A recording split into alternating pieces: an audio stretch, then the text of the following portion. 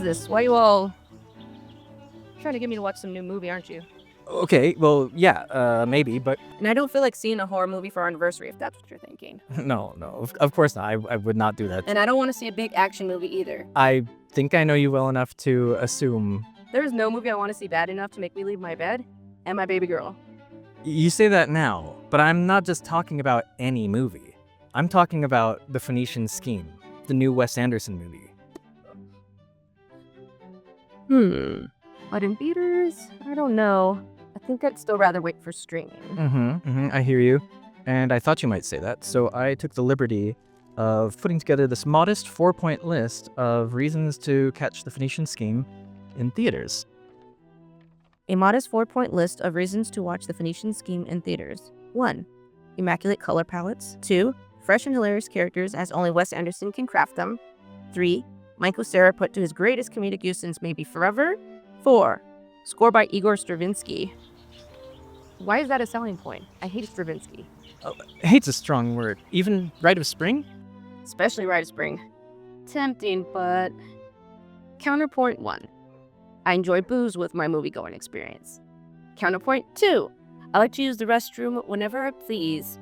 And counterpoint 3. I'm gonna miss my baby girl Willow the whole time. Where's Willow? She's right over... She was right over, Willow! There she is! There she is. So yeah, what do you say? You, me, Michael Cera, a couple flasks full of smuggled contraband? Fine, but you're getting the popcorn and smuggling the booze. Deal. Hello, DubbaDubbers. I'm Mark, and this is my lovely special lady friend and wife, Stephanie. Hello. Hello. And yeah, today we are celebrating our 21st anniversary together by watching Wes Anderson's The Phoenician Scheme. I'm very excited about this one. I've heard he's putting Michael Cera to like perfect comedic use, and I already enjoy Michael Cera. Yeah, we love him and Benicio. And Benicio! So yeah, we're really excited. We're running like a little bit late for the trailers, but I think still good amount of time to catch the movie itself. So yeah, we're really excited. We're about to head inside right now, so we'll catch up after the movie, all right? Peace. All right. Welcome back. The movie is over. We are all alone in this picture house. Yes, and it was phenomenal. Yeah. So funny. The Phoenician dream, I would say. Yeah. Very beautiful. It's so nice to see like another Wes Anderson movie. It's hard going years between them at a time, you know? That was It was a feast for the eyes and a feast for the ears as well. a feast for the belly in terms of laughter. Yes. Very funny. Yeah. God, it's so great seeing a new Wes Anderson movie in theaters. It's a very duh thing to say, but like nobody makes movies like Wes Anderson. Yeah, no, he's an original. Was it? He's inimitable. He's an original. Yep.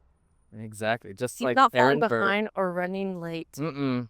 But yeah, actually, I kind of when I went to the restroom, I put on green eyeshadow to match Liesel's look.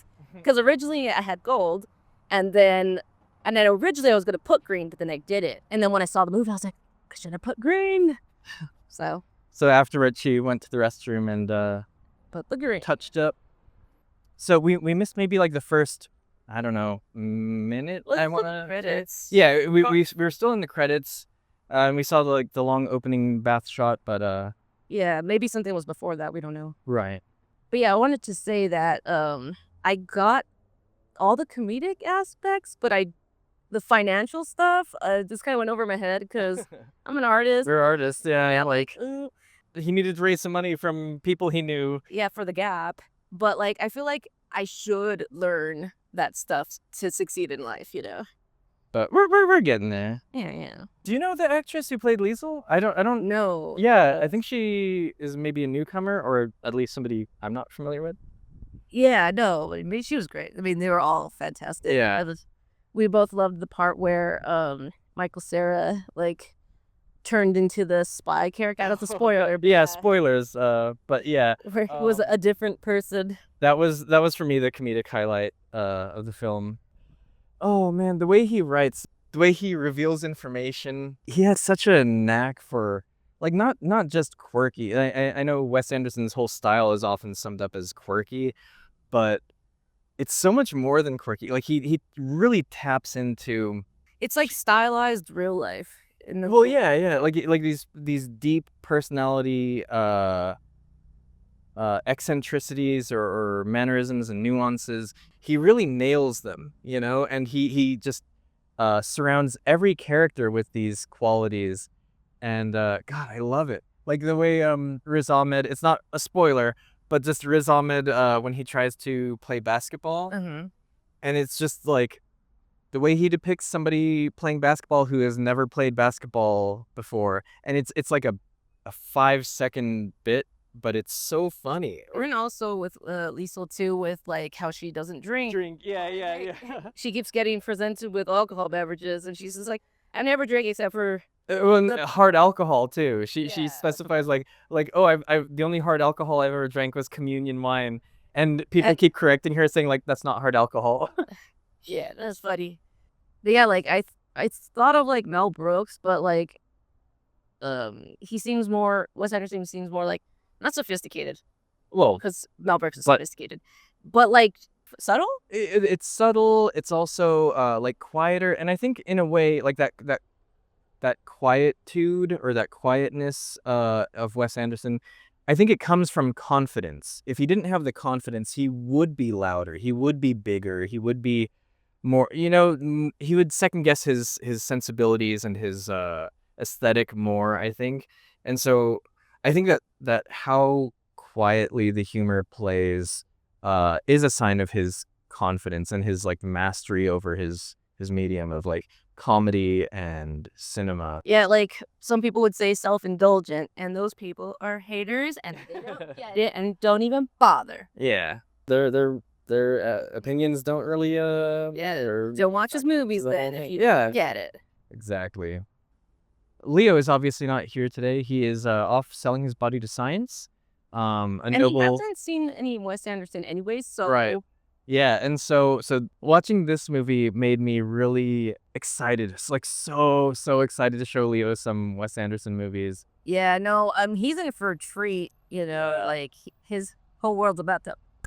He's about to just gain like a whole new dimension of like cinematic sense of humor, because there are no other filmmakers like Wes Anderson. Like I remember when I Heart Huckabees came out, people were saying, "Oh, it's like Wes Anderson light," or it's a Wes Anderson ripoff, and I'm like, I don't think so. Maybe there are certain similarities, certain like visual framing devices, or We love I Heart Huckabees, by the way. yeah, exactly.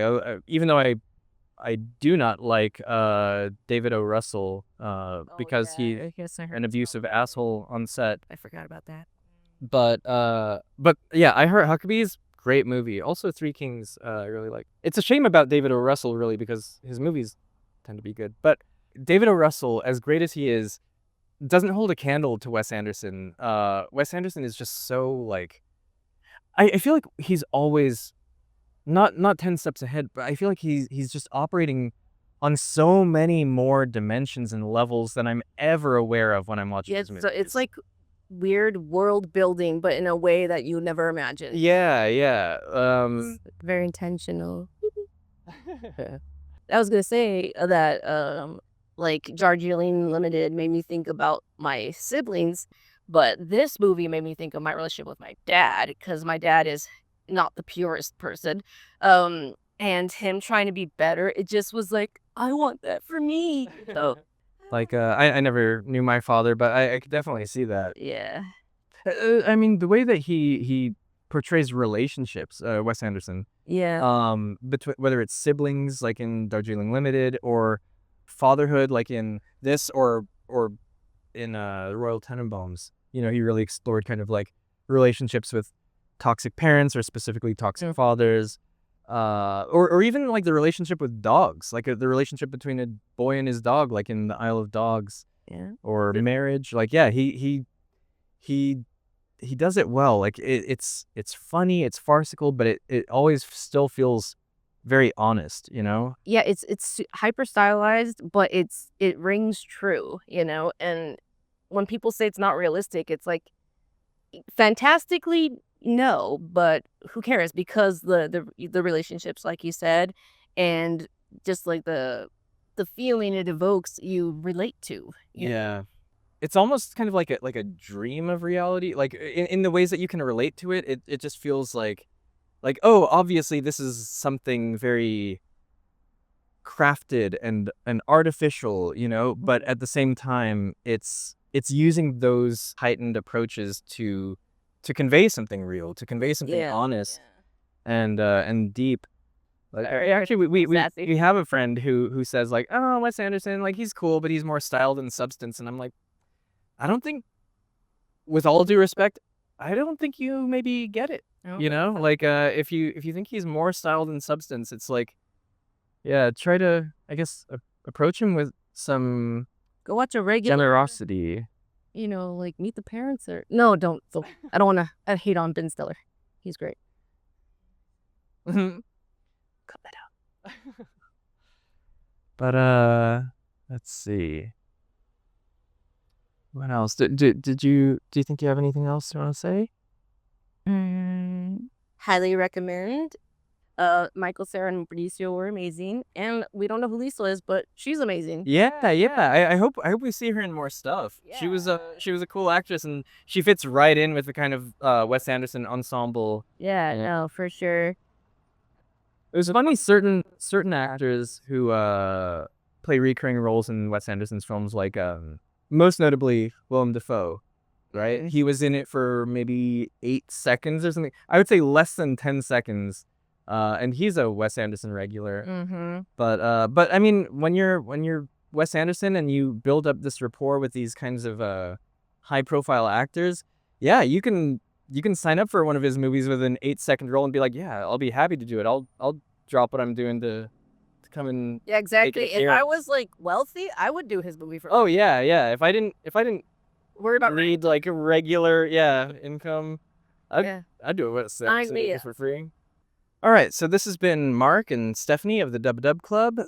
If you enjoyed hanging out with us, please drop us a like and subscribe if you want to see more reactions or content like this. Until next time, peace.